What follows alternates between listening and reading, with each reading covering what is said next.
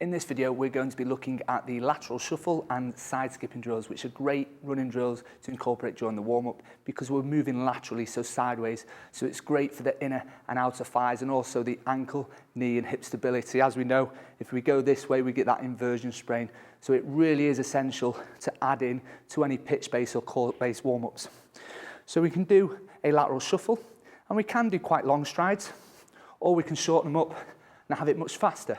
So I'm not crossing over the legs to the front or behind, I'm just varying the drill. So I can go nice and long, or I can keep it shorter and faster. From there, I turn it into a skipping action where we've got a lot more bounciness to it, so that plyometric element. So we can start to spring with the movement, which is good to build that plyometric element. From there, swinging the arms as we go. So we're getting a really good mobilization of not just the lower body, but also the upper body. Just moving side to side, working the inner and outer thighs, really is a great drill to get everyone warmed up.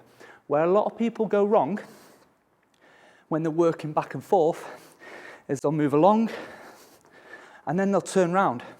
And what's happened there is the same legs leading. So if you are going backwards and forwards,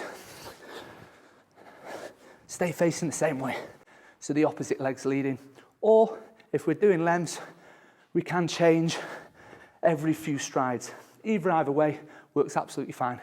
Let's take a quick look at these drills in an outdoor setting.